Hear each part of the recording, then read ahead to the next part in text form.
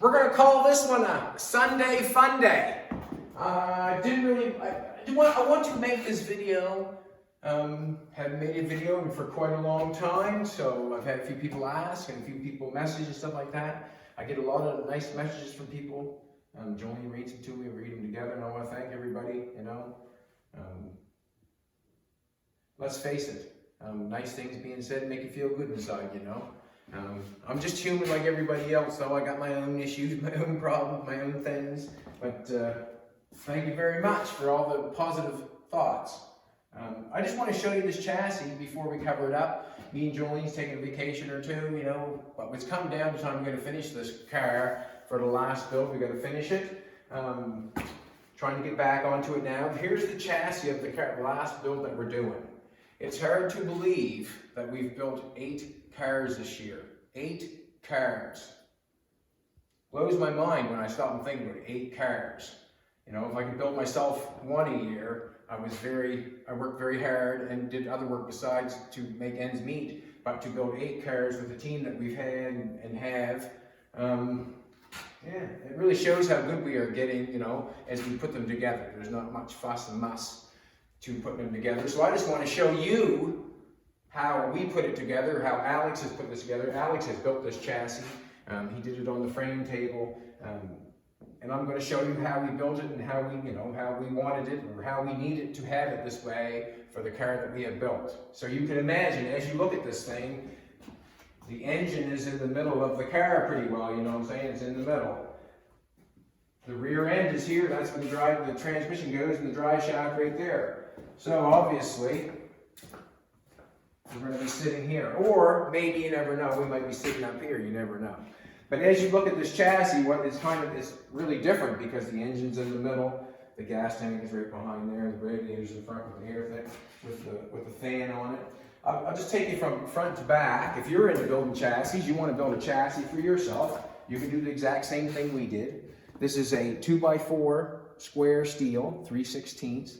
We've used a kit that we bought from Speedways, the coilovers, the ladder bars, and all the brackets. All that stuff, you can't make it as cheap as you can buy it. I know you want to, but to buy the coils and the ladder bars, Alex has modified them because we didn't want them to go way up in there. That wasn't our deal.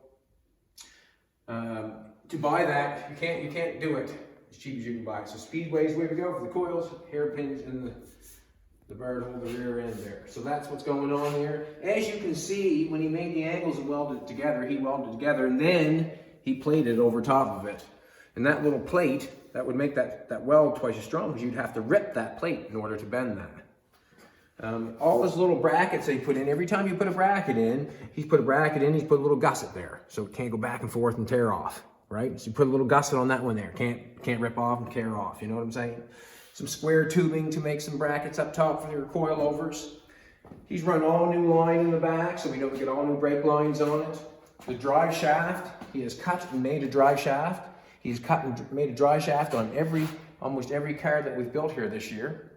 Yes, every car that we built this year, he's cut and made a drive shaft. Everything he's made work. You have to give hats off to Alex Gould for that, mechanic from heaven, because he makes it work. As you see, this is not straight. The pumpkin's not in the center, but we still want the rear end in the center, so that's why that's like that. And that's what the universal joints are for. Laughing at me, baby. Big thick tongue. Gas tank, battery. He's changed over electronics so we can run it there. Alex always takes and puts a shed alternator on. He can wire them up. He makes a bracket very quick. As you can see, we've got a cross member here. Underneath the engine, we've got a cross member in front of the engine. He's made his own motor mounts. Exhaust is coming underneath the chassis. Remember, it's 2x4 steel. We have 1, 2, 3, 4, 5, 6, 7, 8, 9, 10, 11, 12. 12 body mounts for the body. This is the front end of the car that we started with. This is the front end that we used. He has clipped it. He has welded it together, and then he overlapped it and welded it, and that's no fill, no nothing. That's just a flapper wheel, buzz it off. He did a beautiful job on that. We've got another piece of 2x4 steel up in there. You could throw that off in the Bay of Fundy and not hurt it. I really like what's going on here. As we've built the chassis, we did tear it all apart, and we could have put shiny paint underneath of it and all that sort of stuff. When the car that goes on top of this thing is going to be as beautiful as I hope it is, there's nobody going to look underneath of it, if you know what I'm saying. They might. If we do, I would like it blacked out underneath or anywhere. I don't, if it ever moves or done anything, I think it's fine this way. We've blacked out quite a few of them, and we've also painted them.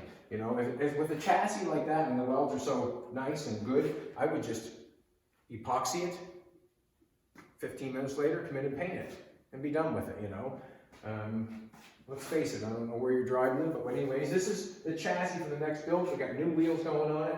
Actually, not new wheels, we got some wheels and some hubcaps. I like hubcaps, but that's what we're going to do there. The body on the car will be a car that you've never seen before. I promise you've never seen it before. And my inspiration from this car, as I think about, as we're building it for a winery, I don't want to give you the name of it right now, but as we're building it for a winery, I'm thinking about arts and farts and wine and that sort of stuff. Artsy fartsy wine stuff, you know what I mean? It's just kind of a different.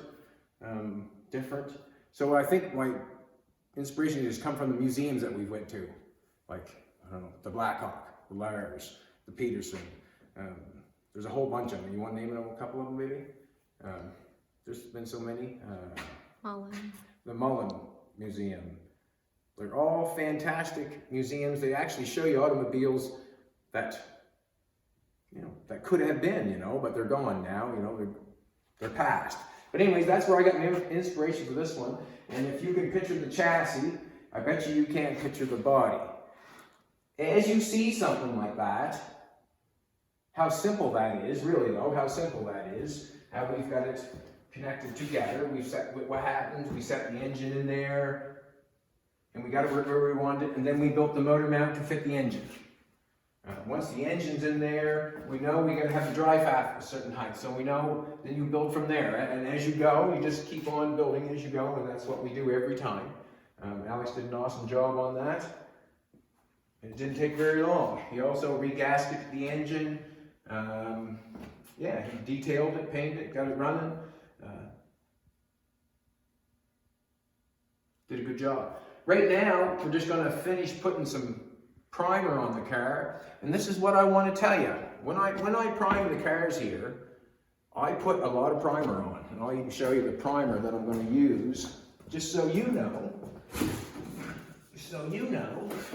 what I do. And I'm just telling you what I do. You don't have to do it. You do it any way you want to.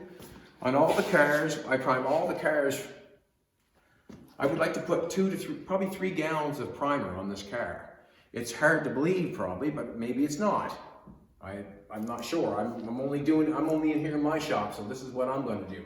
I'm going to put 3 gallons of that feather fill on. That's good thick stuff, and it's pretty simple to mix. It's one little tiny fiberglass, or one little container like that, to 1/4 of this container. So if I took this container and put it in 4s, one of those little tubes mixes 1/4 of those. You don't leave it in your paint gun because it'll go hard. You spray it on and then you let it dry. It automatically dries.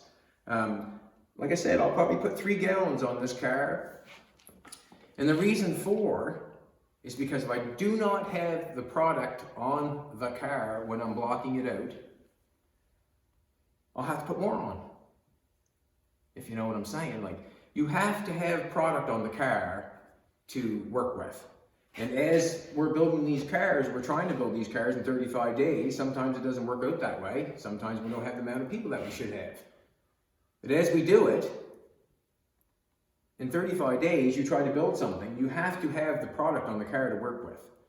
There's no time for priming 3 and 4, 5, 6, 7 times and 3, 4 different paint jobs and polishing it. No, you do it the very best you can the very first time.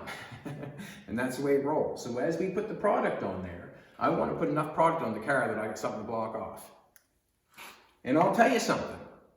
I use Guide Coat. Guide Coat